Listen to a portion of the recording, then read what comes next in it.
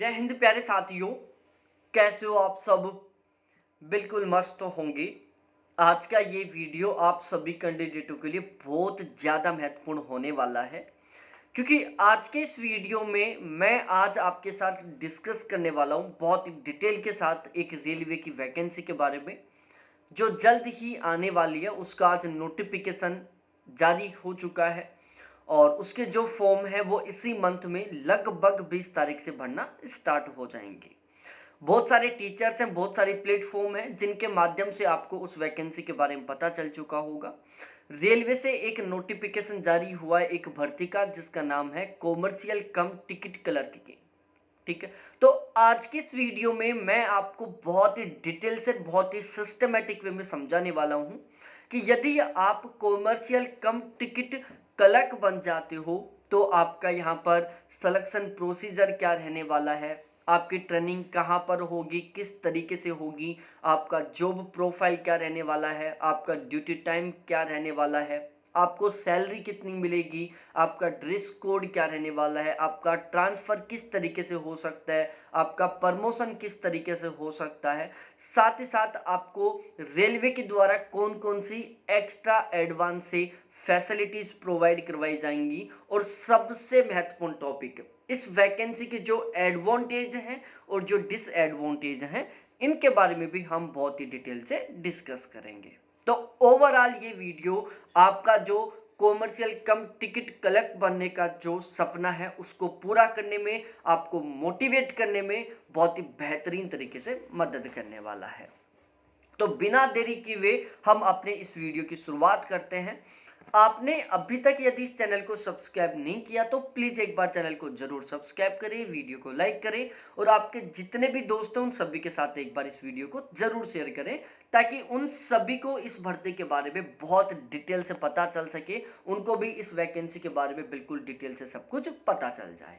ठीक है, देखो, जब हमें किसी भी वैकेंसी के बारे में संपूर्ण जानकारी रहती है कि इसमें काम क्या करना पड़ता है, पोस्टिंग कहाँ रहती है, जॉब प्रोफाइल क्या रहता है, और यदि वो सारा सब कुछ हमारी इच्छा के अनुसार हो, सब कुछ अपने अकॉर्डिंग हो, तो फिर वो हमारी ड्रीम जॉब बन जाती है। तो मैं गारंटी के साथ कह रहा हूं, ये इतनी बेहतरीन जॉब है कि ये आपकी ड्रीम जॉब बन जाएगी। मैं अपना इंट्रोडक्शन दे दूं, मेरा नाम डॉक्टर अजय शर्मा है, राइटर एंड एजुकेटर हूं, और आज के इस वीडियो में मैं आपको इस वैकेंसी के बारे में बिल्कुल डिटेल से बताने वाला हूं। और मैंने एक तरीके से बहुत डीपली रिसर्च किया है। मैं रेलवे में जॉब नहीं करता, लेकिन मैंने इतना ज़्यादा यहाँ पर रिसर्च किया है कि बहुत सारे ऐसे कैंडिडेट जो इस पोस्ट पर सिलेक्टेड हैं उनको भी इसके बारे में इतना पता नहीं होगा। तो चलो हम शुरुआत करते हैं वीडियो की। आपने वीडियो को लाइक कर दिया होगा, नहीं किया तो अभी वीडियो को लाइक करो, अपने दोस्तों के साथ शेयर करो, और हाँ, चैनल को जरूर सब्सक्राइब करो। तो आप चाहते हो कि मैं इसी तरीके से किसी दूसरे टॉपिक के ऊपर वीडियो बनाऊं, तो आप उस टॉपिक का नाम कमेंट सेक्शन में कमेंट करके जरूर बताना। देखो, सबसे पहले एक बात करें, एक वैकेंसी होती है रेलवे में जिसका नाम होता है चीफ कॉमर्शियल कम टिकट सुपरवाइजर। ठीक है, अब इसमें अलग अलग पोस्ट होती है, जिसमें एक पोस्ट है जिसका नाम है कॉमर्शियल कम टिकट क्लर्क। ठीक है, तो आप इसको कह सकते हो कॉमर्शियल कम टिकट सुपरवाइजर भी कह सकते हो, आप इसको कॉमर्शियल कम टिकट क्लर्क भी कह सकते हो, क्योंकि ये जो पोस्ट है ना, इसमें अलग अलग तरीके से काम है। ठीक है, तो कामों के आधार पर इसके अलग अलग नाम हैं। तो आपको सब कुछ यहां पर पता चलने वाला है। सबसे पहले हम क्वालिफिकेशन के बारे में बात करें तो आप ग्रेजुएट होने चाहिए। आपने चाहे बीए किया हो, चाहे बीएससी किया हो, चाहे बीकॉम किया हो, चाहे बीबीए किया हो, चाहे बीएससी नर्सिंग किया हो, चाहे बीटेक किया हो, आप यहां पर एलिजिबल हैं। आपकी कितनी परसेंटेज होनी चाहिए ग्रेजुएशन में, इसको लेकर किसी तरीके से कोई फिक्स नहीं है। आपने फिक्स मार्क्स से पास किया है तो भी आप यहाँ पर एलिजिबल है। और यदि आपके ग्रीस लगा हुआ है और आपने उसको क्लियर कर लिया है, आपका कोई पेपर बैक है, आपने उसको क्लियर कर लिया है, तो भी आप यहाँ पर एलिजिबल हैं। एज लिमिट के बारे में बात करें तो जो जनरल कैटेगरी के हैं उनकी एज यहाँ पर 18 से 33 है। बाकी कैटेगरीज वाइज तरीके से आपको यहाँ पर अच्छे तरीके से छूट मिलने वाली है, जो गवर्नमेंट के द्वारा मिलती है। ठीक है, 2018 से पहले ये जो वैकेंसी थी वो प्रमोटेड वैकेंसी थी, या डायरेक्टली किसी तरीके से इस पर सिलेक्शन नहीं होता था, प्रमोशन के बेस पर इस पोस्ट तक पहुंचते थे। लेकिन आप बहुत अच्छी किस्मत वाले हो कि यहाँ पर आपको डायरेक्टली सिलेक्शन मिलने वाला है। इसका सिलेक्शन प्रोसीजर है, उसमें टोटल 2 सबसे बड़े फेज हैं और टोटल कुल मिलाकर इसमें 5 फेज हैं। यहाँ पर आपके 2 बार एग्जाम होंगे। सबसे पहला सीबीटी फर्स्ट होगा, जिसमें टोटल 100 क्वेश्चन होंगे, 100 नंबर का पेपर होगा, 90 मिनट का आपको टाइम दिया जाएगा। जब आप सीबीटी फर्स्ट को पास कर लोगे उसके बाद आपका सीबीटी सेकंड होगा, जिसमें 90 क्वेश्चन होंगे, जिसमें 120 क्वेश्चन होंगे, 120 नंबर का पेपर होगा और उसमें आपको 90 मिनट का टाइम दिया जाएगा। जैसे आप सीबीटी फर्स्ट पास करने के बाद सीबीटी सेकंड देंगे, सीबीटी सेकंड देने के बाद में आपका डॉक्यूमेंट्स वेरिफिकेशन होगा। डॉक्यूमेंट्स वेरिफिकेशन के बाद में आपका एक नॉर्मल सा मेडिकल चेकअप होगा। यहाँ पर बहुत हाई स्टैंडर्ड का मेडिकल चेकअप नहीं होता, केवल बेसिक आपका मेडिकल चेकअप होगा। बेसिक तरीके से मेडिकल चेक किया जाएगा। उसके बाद आपका मेरिट आएगा और फिर फाइनल मेरिट आ जाएगा। ठीक है, फाइनल मेरिट के बाद में आपका यहाँ पर सिलेक्शन हो जाएगा। तो इस तरीके से सीबीटी फर्स्ट, फिर सीबीटी सेकंड, फिर डॉक्यूमेंट्स वेरिफिकेशन, फिर मेडिकल और फिर फाइनल मेरिट रिलेटेड। अब यहाँ पर आपका जो फाइनल मेरिट लिस्ट है ना, वो केवल सीबीटी सेकंड के बेस पर बनेगा। जो सीबीटी फर्स्ट है ना, वो तो केवल क्वालिफाइंग नेचर का है। एक तरीके से मैं कह सकता हूँ कि सीबीटी फर्स्ट जो तो केवल भीड़ को कम करने का है। आपको केवल सीबीटी फर्स्ट क्वालिफाई करना है, उसके बाद में आप डायरेक्टली सीबीटी सेकंड में आओगे। सीबीटी सेकंड में आपका जितना स्कोर होगा उसी के बेस पर आपका यहाँ पर सिलेक्शन होगा। ठीक है, यहाँ पर एग्जाम में जीके जीएस आएगा, रीजनिंग आएगा, मैथ आएगा, इंग्लिश नहीं आता है। यहाँ पर एनटीपीसी के द्वारा ये एग्जाम करवाया जाएगा। ठीक है, यहाँ पर नेगेटिव मार्किंग रहेगी 1/3, ये आपको ध्यान में रखना है। रेलवे का एक सबसे बड़ा यही है कि यहाँ पर जो नेगेटिव मार्किंग हो बहुत ज़्यादा रहती है, लेकिन इसको लेकर आपको डिमोटिवेट नहीं होना, क्योंकि ये नेगेटिव मार्किंग सभी के लिए सेम है। अब यहाँ पर आपके ट्रेनिंग के बारे में डिस्कस करें कि आपकी ट्रेनिंग किस तरीके से कहाँ पर होगी। देखो, आपकी 60 डेज की ट्रेनिंग होगी और ZRTI या डिविजनल लेवल दोनों बेस पर आपकी ट्रेनिंग हो सकती है। आपकी जो ट्रेनिंग होगी वो दोनों लैंग्वेज में होगी, जिसको हम ही बोल सकते हैं, हिंदी और इंग्लिश दोनों में होगी। जो आपको कंटेंट मिलेगा वो दोनों लैंग्वेज में मिलेगा। मतलब कंफर्ट तरीके से आपकी ट्रेनिंग होगी। जिन शब्दों को इंग्लिश में यूज करना है उनको इंग्लिश में किया जाएगा, बाकी सब कुछ हिंदी में रहेगा। ठीक है, आपको यहाँ पर पूरे रेलवे के जो रूल रेगुलेशन है उनको फॉलो किया जाएगा और रेगुलर 6 डेज की आपकी टर्निंग होगी। संडे को भी किसी तरीके से आपको यहाँ पर टर्निंग के दौरान संडे को यहाँ पर आपको ऑफ मिलेगा, बाकी मंडे टू सैटरडे आपकी यहाँ पर टर्निंग रहने वाली है। पर डे आपकी रेगुलर 8 घंटे की क्लासेज होंगी और इसमें आपको यदि कोई इमरजेंसी हो जाती है तो लीव भी मिल सकती है। तो ये ट्रेनिंग के बारे में संपूर्ण जानकारी है। टोटल 60 दिन की आपको ट्रेनिंग करनी होगी। ट्रेनिंग करने के दौरान आपको सैलरी मिलेगी बाकायदा। आपको मेस का खर्चा देना होगा। आपका वहाँ पर रहने की जो फैसिलिटीज़ है वो आपको बिल्कुल फ्री में प्रोवाइड करवाई जाएंगी।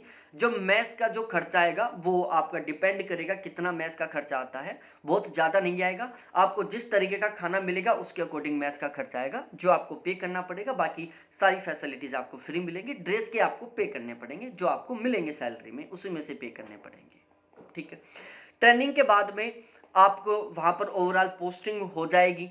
ठीक है, कि आपकी कौन से स्टेशन के ऊपर पोस्टिंग रहती है वो फिर बाद की बात है। तो इस तरीके से आपकी ट्रेनिंग कंप्लीट हो जाएगी। जो 6 महीने की ट्रेनिंग होगी, इस 60 दिन की जो ट्रेनिंग होगी, इस 60 दिन की ट्रेनिंग में आपको केवल बेसिक पे और डीए मिलेगा। इसके अलावा आपको किसी तरीके से कोई दूसरा अलाउंस नहीं मिलने वाला। आपका जो ट्रेनिंग के दौरान का बेसिक पे वो 35,400 रुपये रहेगा।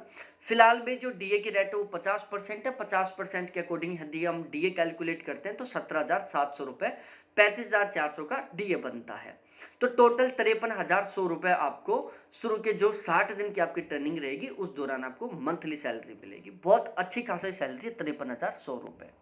ठीक है, जिसको एक तरीके से स्टाइपेंड भी बोल सकते हैं। अब जैसे आपकी ट्रेनिंग कंप्लीट होगी तो उसके बाद में आपका पोस्टिंग होगा।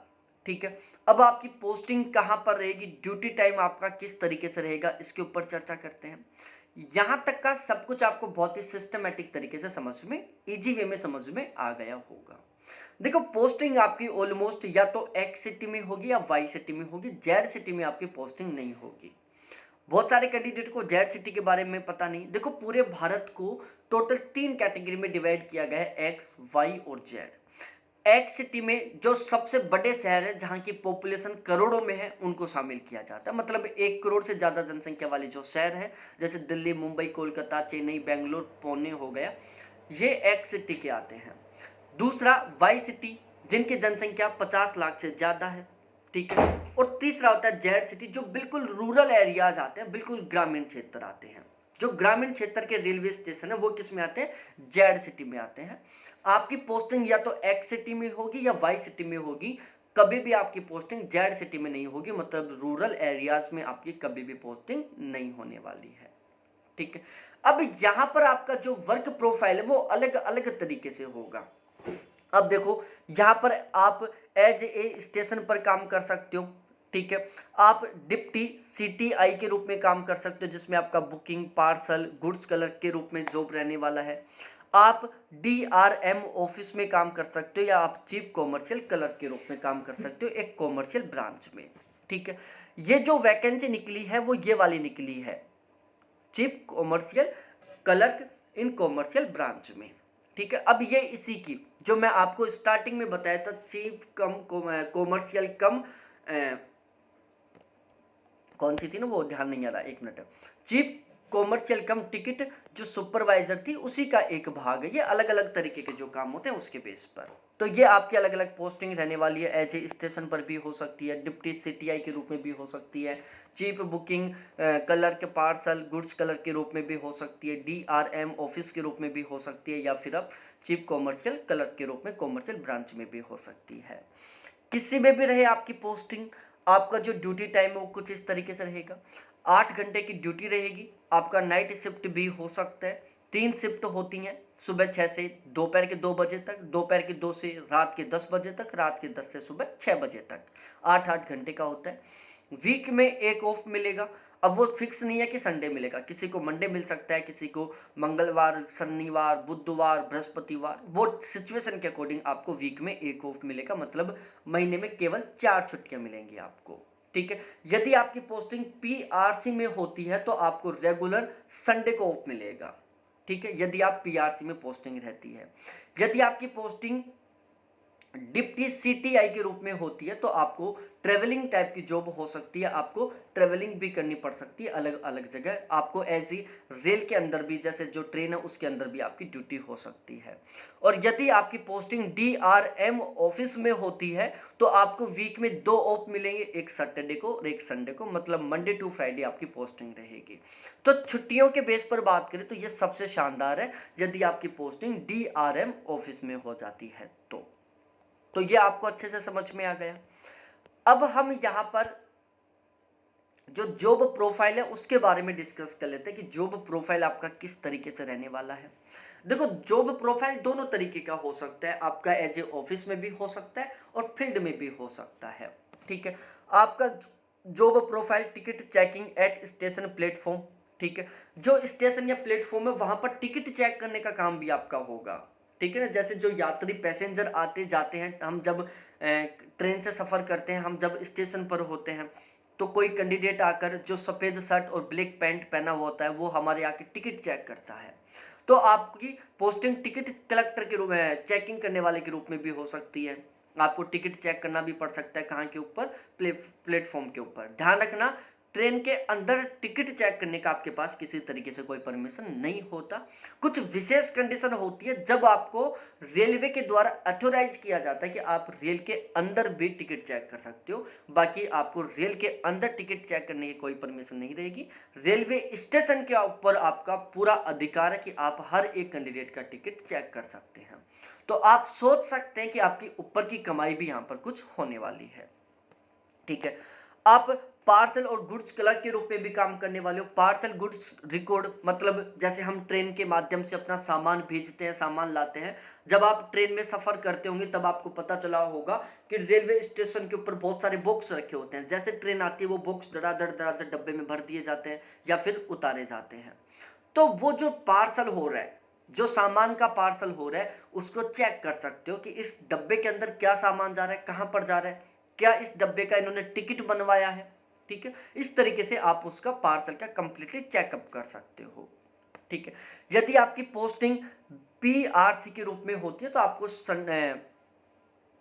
कहां पर काम करना पड़ेगा आपको। यदि पीआरसी में पोस्टिंग रहती है तो सबसे बेस्ट इसका पॉजिटिव पॉइंट ये है कि यहां पर आपको संडे को ऑफ मिलने वाला है। ठीक है, टिकट की इंक्वायरी काउंटर या सुपरवाइजर। अब टिकट इंक्वायरी काउंटर, आप सपोज डेट कोई कैंडिडेट, हम अक्सर क्या करते हैं जब हम कहीं पर भी सफर करते हैं हमें कुछ पता नहीं होता कि ट्रेन कब आएगी, किस टाइम आएगी, कितना लेट है, और जब हम इनसे डिस्कस करेंगे तो ये हमें बता देते हैं। तो आपका काम क्या रहेगा कि वहां पर जितने भी पैसेंजर हैं उनकी मदद करना। ठीक है, उनको बताना कि ट्रेन कब आएगी, कितने बजे आएगी, कितने टाइम लेट है, इस संबंध में जो भी कैंडिडेट आपसे क्वेश्चन पूछे उसका आपको आंसर देना पड़ेगा, उसके बारे में उनको आपको बताना पड़ेगा। ठीक है, आपकी पोस्टिंग रिकॉर्ड को मेंटेन करने की भी हो सकती है। रिकॉर्ड मेंटेन का मतलब है कि आज इस स्टेशन से कितना पार्सल गया है, कितना पार्सल आया है, उसको अच्छे तरीके से मेंटेन करना। आज यहाँ से कितने लोगों ने टिकट कटवाया है, उसको अच्छे तरीके से क्या करना, मेंटेन करना। मतलब जितने भी रिकॉर्ड के काम उनको मेंटेन करना, यदि आपकी पोस्टिंग डीआरएम ऑफिस में या स्टेशन पर होती है तो। ठीक है, और ये मैं आपको बता ही दिया कि लोडिंग अनलोडिंग से रिलेटेड भी आपकी ड्यूटी रहेगी। सपोज दैट जैसे कोई पार्सल है उसको ट्रेन के अंदर लोड करना है और आपके लोडिंग की, मतलब उस लोडिंग की वजह से सपोज दैट ट्रेन लेट हो रही है, प्रॉपर वे में जल्दी से लोडिंग नहीं हो पाया, जल्दी से ट्रेन से सामान अनलोड नहीं हो पाया, तो उस सिचुएशन में भी आप उस लोडिंग अनलोडिंग करने वाले के ऊपर फाइन लगा सकते हो। ये भी आपके पास अधिकार रहेगा। ठीक है, रिकॉर्ड मेंटेन रखने का, रजिस्टर को मेंटेन रखने का, इस तरीके से आपके पास काम रहने वाले। तो ओवरऑल बहुत अच्छा काम रहेगा, फील्ड टाइप का भी काम रहेगा और आपके पास ऑफिस का भी काम रहेगा। ठीक है, अब ये बदल सकता है आपका काम हर 3 साल के बाद में, मतलब 3 साल के अंदर तो 100% काम चेंज हो ही जाता है आपका। चाहे आप मेल हो चाहे फीमेल हो, आपकी व्हाइट कलर की शर्ट रहेगी और ब्लैक कलर का आपका पैंट रहेगा, चाहे आप मेल हो फीमेल किसी भी तरीके से हो। ये आपका ड्रेस कोड रहने वाला है। आपका प्रमोशन, देखो सबसे नेगेटिव पॉइंट इसका ये है कि यहाँ पर बहुत बेहतरीन तरीके से प्रमोशन नहीं होते। प्रमोशन होने में टाइम लगता है लगभग 8 से 10 साल का। सबसे पहले आप CCTS बनोगे, उसके बाद आप 8-10 साल बाद में CS बनोगे, फिर 8-10 साल बाद ACM बनोगे, फिर 8-10 साल बाद आप DCM बनोगे, फिर उसके बाद आप 8-10 साल बाद में सीनियर DCM बनोगे। तो यहाँ पर एक सबसे बड़ा इश्यू यही है कि बहुत जल्दी प्रमोशन नहीं होता। ठीक है, जो CCTS है ये 4200 ग्रेड पे की है, CS 4600 ग्रेड पे की है, ACM है जो 4800 ग्रेड पे की जॉब है, DCM है जो 5400 ग्रेड पे की है और सीनियर DCM है जो 6600 ग्रेड पे की है। ठीक है, यहाँ पर प्रमोशन के माध्यम से शायद ही कोई कैंडिडेट पहुंच पाता है। बहुत सारे कैंडिडेट हैं जो केवल यहाँ से रिटायरमेंट लेकर आ जाते हैं। यदि आप 21 साल की एज में यहाँ पर सेलेक्ट हो जाते हो, आपकी परफॉर्मेंस बहुत बेस्ट रहती है, तो आप DCM तक बहुत आसानी से पहुंच सकते हो, मतलब 5400 ग्रेड पे की जॉब तक आप बहुत आसानी से पहुंच सकते हो।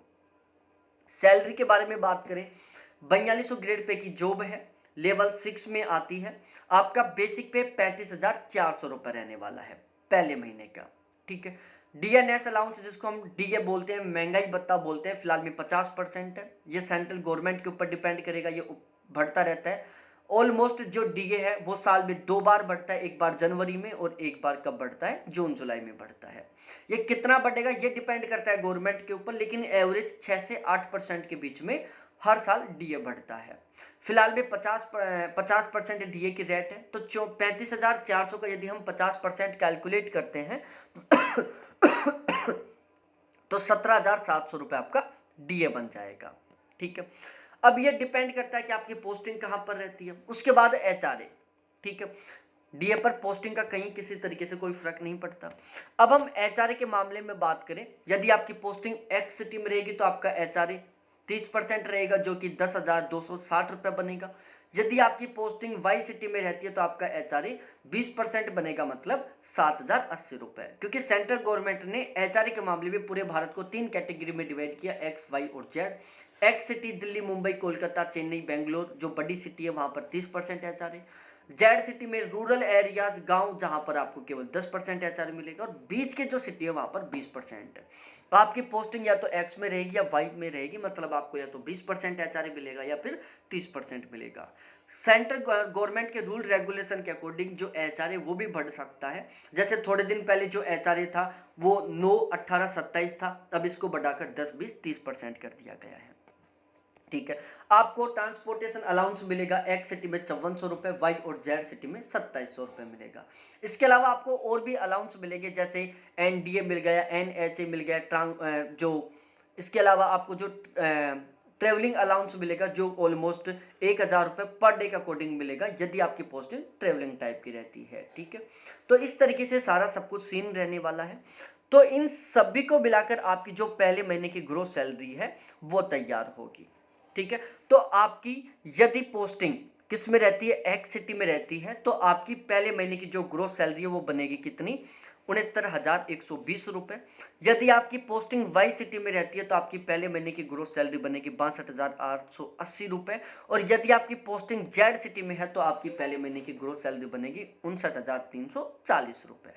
ठीक है, ध्यान रखना आपकी जो ग्रोस सैलरी है उसमें कुछ डिडक्शन होंगे, जिसमें सबसे मेन डिडक्शन होगा किसका, एनपीएस का। आपकी जिस दिन ज्वाइनिंग होगी उसी दिन गवर्नमेंट के द्वारा आपका एक एनपीएस अकाउंट खोला जाएगा। आपके बेसिक पे और डीए दोनों में से 10% आपकी ग्रोस सैलरी में से काटकर आपके एनपीएस अकाउंट में ट्रांसफर कर दिया जाएगा। ठीक है, लगभग 14% जितना अमाउंट गवर्नमेंट अपनी खुद की तरफ से आपके उस एनपीएस अकाउंट में ट्रांसफर करेगी। ठीक है, तो ध्यान रखना एनपीएस अमाउंट की वजह से आपको 100% नहीं बल्कि 114% सैलरी मिलती है। ये एनपीएस का अमाउंट है, इसके ऊपर आपको सिंपल इंटरेस्ट के अकॉर्डिंग ब्याज मिलेगा, और जिस दिन आप रिटायरमेंट लेके आओगे उस दौरान इकट्ठा अमाउंट आपको एक साथ मिल जाएगा। तो पहले महीने में आपका जो एनपीएस है वो कटेगा 5,310 रुपए।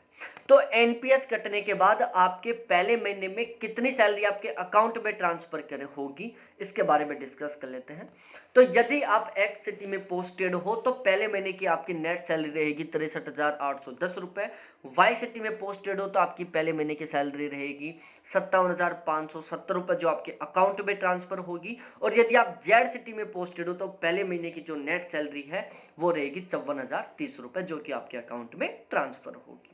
तो आपकी ग्रोस सैलरी, नेट सैलरी आपको पता चल चुकी होगी। और ध्यान रखना ये मिनिमम सैलरी है वर्तमान के अकॉर्डिंग। ठीक है, यदि आपकी posting suppose that travelling type की है तो आपको 1000 रुपए पर डे के अकॉर्डिंग वो और मिलेंगी। आपको छुट्टियां किस तरीके से मिलेंगी, देखो लीप एल ए पी आपको साल में 30 मिलेंगी, एल एच ए पी आपको साल में 20 मिलेंगी, कैजुअल लीव आपको साल में 10 मिलेंगी, और 16 आपको टोटल नेशनल हेल्थ हॉलीडेज की छुट्टियां मिलेंगी। तो इस तरीके से आपकी कुछ छुट्टियां रहने वाली हैं। ट्रांसफर के बारे में बात करें तो आपका जो ट्रांसफर है वो आपके जोन के नियर बाई रहने वाला है। हर 3 से 4 साल बाद में आपका सीट चेंज होता रहेगा। ठीक है, आप अपनी खुद की रिक्वेस्ट के आधार पर भी अपना ट्रांसफर करवा सकते हो, आप म्यूचुअल तरीके से भी अपना ट्रांसफर करवा सकते हो। ठीक है, जैसे सपोज डेट आप दो कैंडिडेट हैं, आपकी पोस्टिंग सपोज डेट बेंगलोर में है, मेरी पोस्टिंग जयपुर में है, मैं बेंगलोर रहना चाहता हूं, आप जयपुर रहना चाहते हो, तो हम आपस में क्या कर लेंगे, एक्सचेंज कर लेंगे। तो ये सबसे आसान होता है किसका, ट्रांसफर का।